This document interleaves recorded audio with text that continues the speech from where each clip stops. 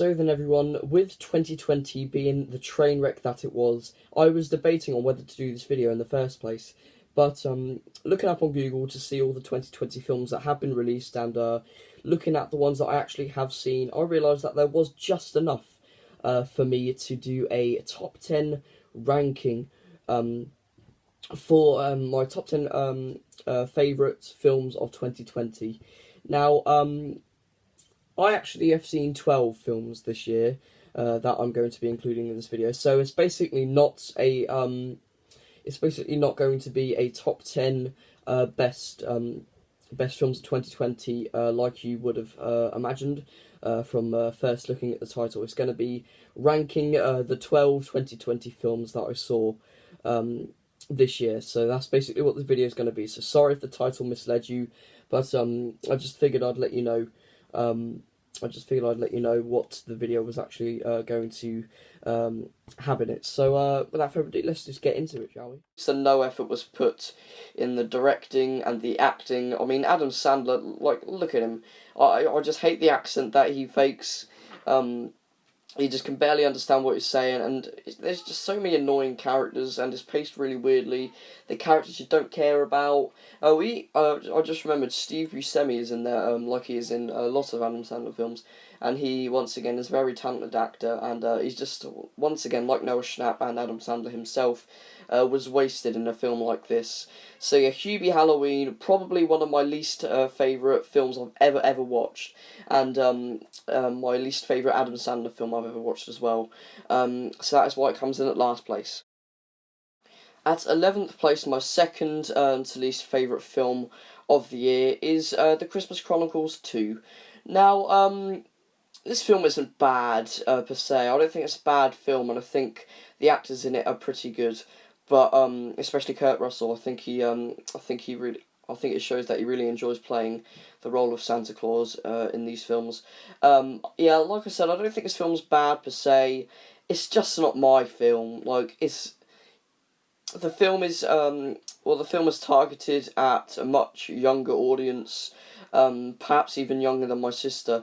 Yeah, I don't think I was the type of person to watch this film. But I did actually quite like Christmas Chronicles 1. I had some fun with it. I liked it for what it was. I was quite disappointed with the second one. Because I thought, because I liked the first one, I must like this one as well. But I just think some of the child acting's really just really weak. And it's just not my kind of film. It's really cheesy, and it's sometimes cringe. But like I said, I just guess this film isn't aimed at my age, because yeah, it's a kids' film, and it's not, like I said many times before, it's not my kind of film. So that is why it is my second to least favourite film of the year. At 10th place is Bloodshot, a film based off the graphic novel starring Vin Diesel and Guy Pearce. Now, I was quite excited for this film, because, mainly because I do quite like most comic book films, but this film, yeah, it's just, the humour in it didn't land for me, and the acting was just really weak, and so was the script and dialogue and stuff like that. But I do really like the visual effects used for the cybernetic kind of people that Vin Diesel has to fight nearer to the end of the film, and I actually really like the scene in the tunnel in this film. I thought that was probably the best part in the film, and a standout. And but yeah, to be honest with you, I don't really like Vin Diesel as an actor. I like some of the films he's in, particularly the Fast and Furious films, and obviously he had a brief appearance in Saving Private Ryan, and of course I like Guardians of the Galaxy and other Marvel films that he's in.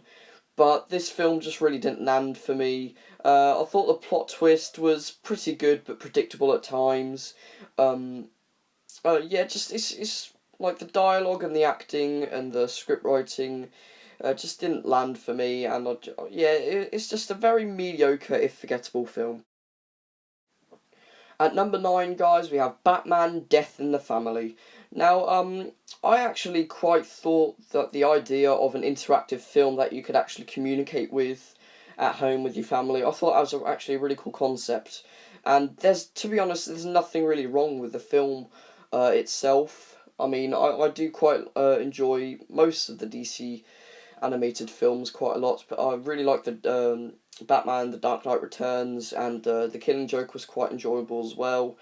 Um, but yeah, like I said, there's not really a standout to why this film was so low on my list. It's just I felt it was really short, and yeah, like it's good. Like, it's good.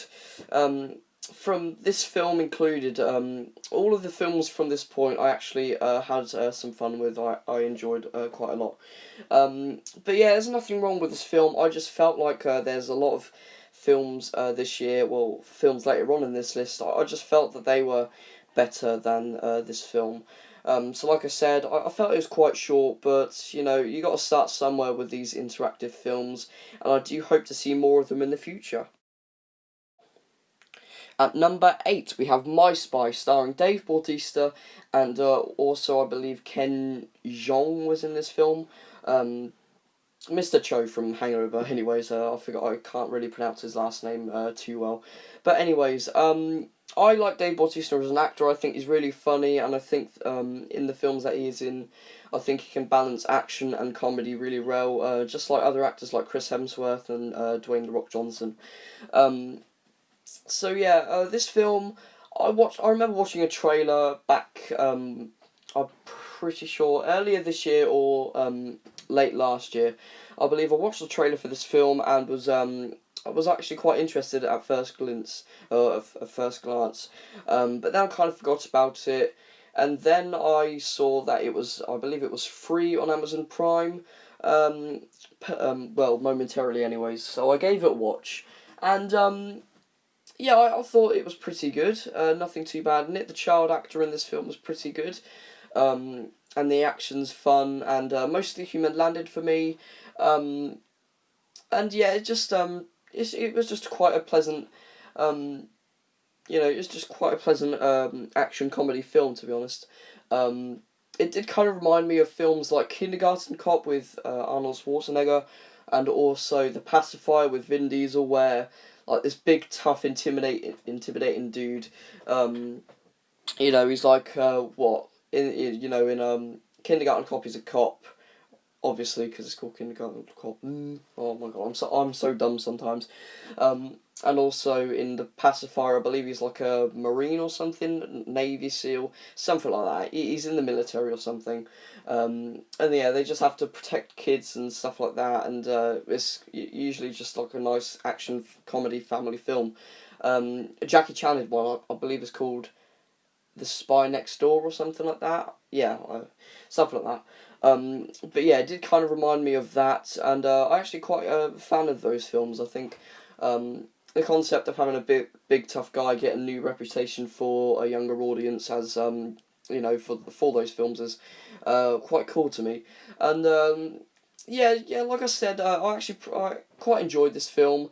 The action and the comedy landed quite well, and the actors do a good job for the most part. So yeah, let's move on to the number 7 spot. At number 7, we have Mulan, the film that came out on Disney Plus this year for about £30, which was understandably very controversial. Many people were not happy that they had to pay £30 to watch this movie in particular. But anyways, this film has a very, very big cast of mainly Chinese people, which is, I believe, very important. I believe it's got like the same impact that Black Panther had for African American people, and you can't help but respect that message. You can't help but respect that they've got such a huge cast of Chinese people or Asian people. But yeah, that's just incredible in itself. And I want to start off by saying that the visual effects in the film are really cool, and I think that the cast, for the most part, do a very good job. Although I felt like the main actress who plays Milan, I can't quite remember her name. I felt like she had some questionable moments with her acting, but nothing too bad anyway. Like, I did quite like the villain, and the battle sequences were very well done, especially when the evil kind of tribe like breached that wall near the beginning of the film. I thought that was quite cool, and yeah, many like really interesting battles and set pieces were really cool to watch, and the final battle scene where Mulan just like unleashes her full identity because um, yeah, she isn't accepted into the military, into the military forces if she was discovered to be a woman.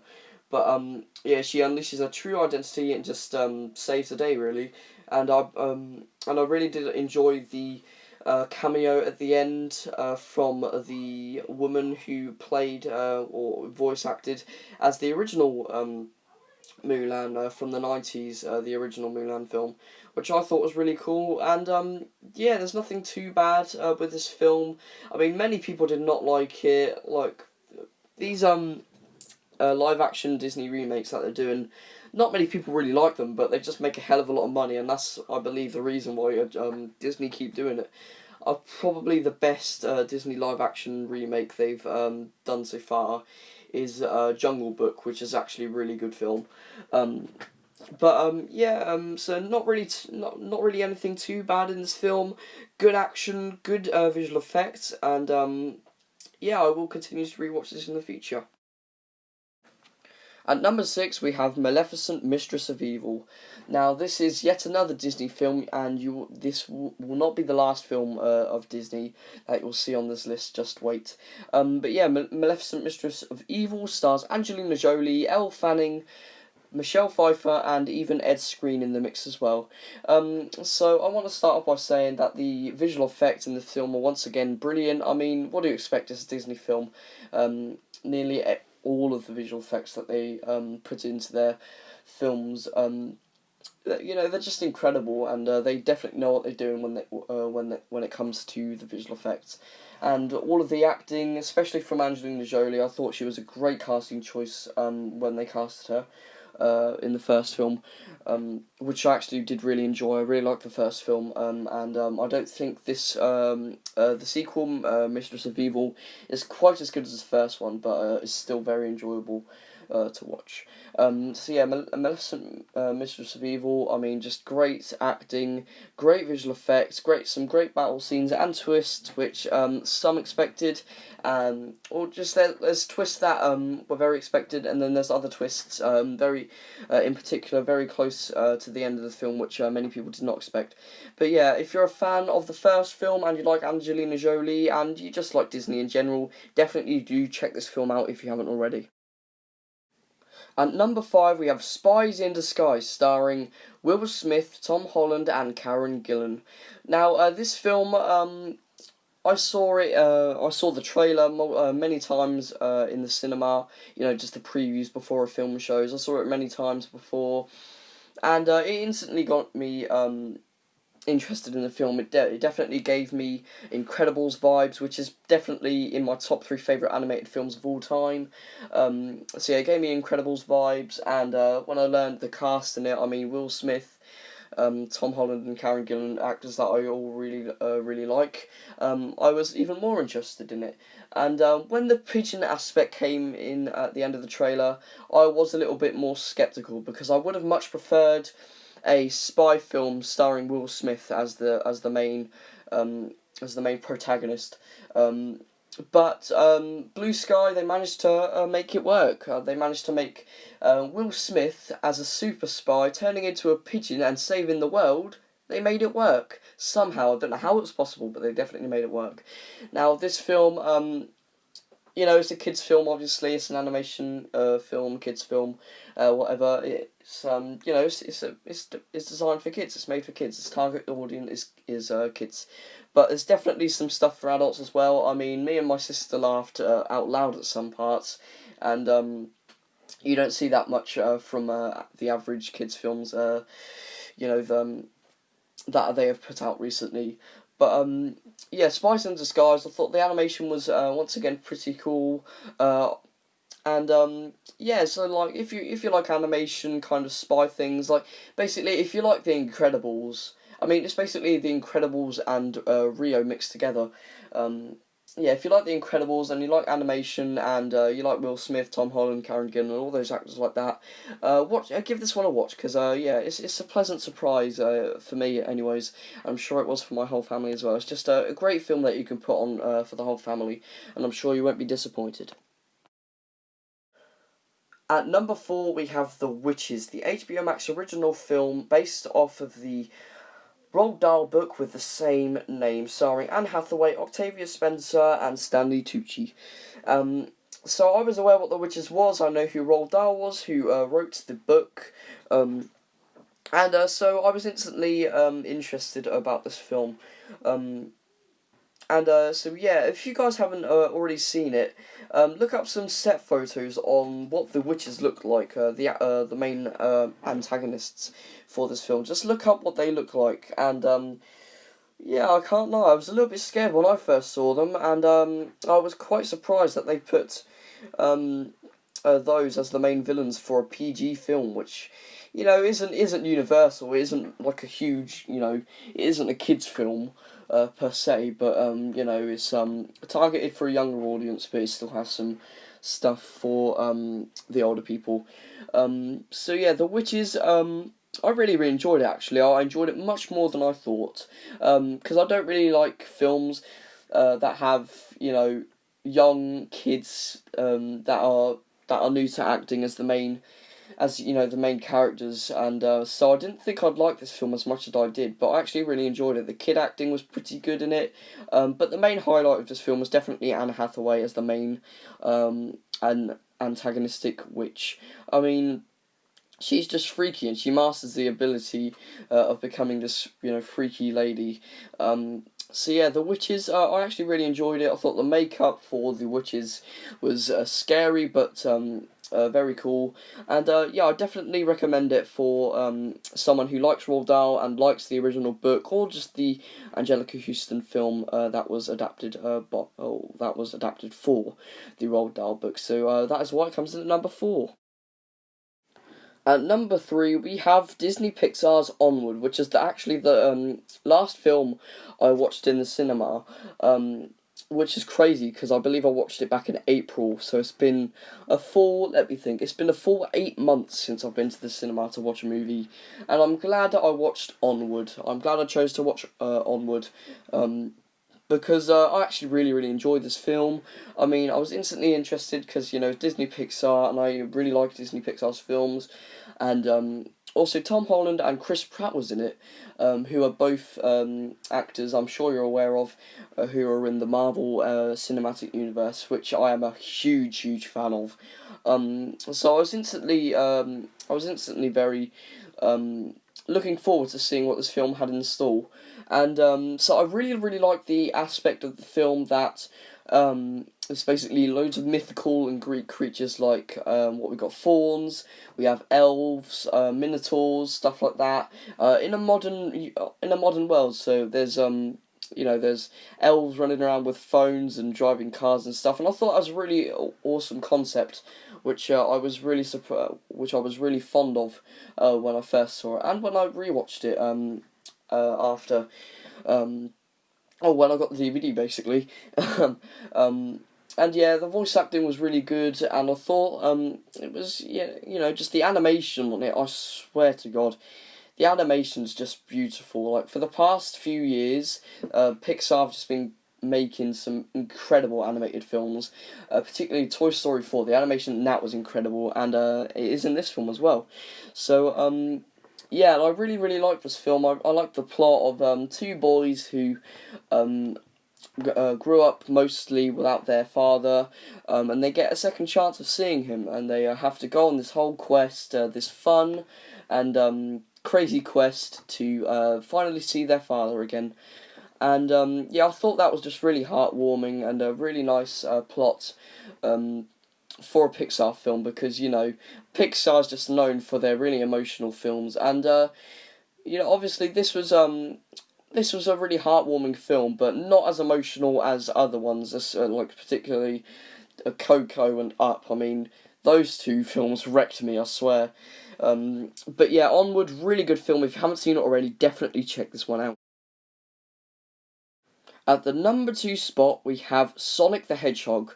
And do you guys remember last year when we got the first trailer for this film, and everyone went mental at the very poor design and CGI that went into Sonic's original appearance? I remember seeing the trailer, and despite the awful CGI, I was actually quite interested in it. And then I read the comment sections. That was a whole other story. And then I really appreciate Paramount Studios for taking the time to put the film on hold and redesign Sonic entirely, so that it was more video game accurate, more accurate to its video game counterpart. And this film was probably one of the biggest surprises I've ever had watching a film. Sonic the Hedgehog is just a really fun road trip film, and definitely one of my favourite video games movies I've ever seen.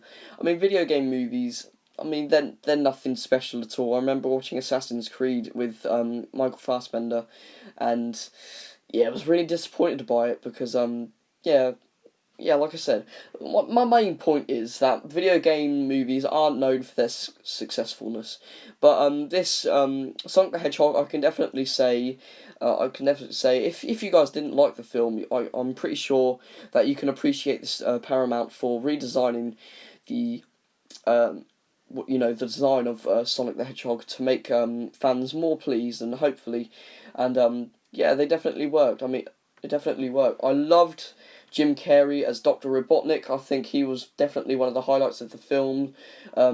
Especially his dance scene. I mean, he carried that. He carried the whole of the second act. And I loved these scenes that are inspired by the Quicksilver slow-mo. There's examples of that in a bar, and also on top of a rooftop when Sonic has to fight against these, little robot things that Dr. Robotnik designed. And I love the fight. I love the chase scene when Dr. Robotnik's chasing Sonic through portals. I mean, you go into France, you go to the pyramids of Giza, you go everywhere, and it's safe to say that I can't wait for the sequel starring Tails. But at the number 1 spot, my favourite film of this year has to go to Disney Pixar's Soul. I mean, I only watched it yesterday, and I did put up my review also yesterday. I mean, my review of Soul was actually the last video I ever made. My opinion might change. I mean, I've only seen it recently, so anything could change. I just loved this film. I mean, the message behind it. I mean, just to not take life for granted, and to, just to live every moment like it's your last, because it won't be here forever. I just think that message is so important, and it's very good that it taught it to a younger audience who may not understand things as much as other people do. But yeah, once again, the animation is just incredible. Disney Pixar, like I said with Onward, they definitely know how to just. They definitely know how to just amaze people with their incredible animation skills. Jamie Foxx I thought was really good as the main character. We've also got Tina Fey. We have Angela Bassett in this film as well. We even have Graham Norton in this film, which is probably the person I least expected to be in a Disney Pixar film. But he did well. He did well. So props to him for making this film. But yeah, once again, the animation was just incredible. The conflict, just the emotional conflict that this film has. Honestly, not on a very high level compared to other films like I mentioned. I mean, it's not as emotional as Onward, and like I said, it's nowhere near as emotional as Up and Coco, which to be honest with you is probably preferable for some people.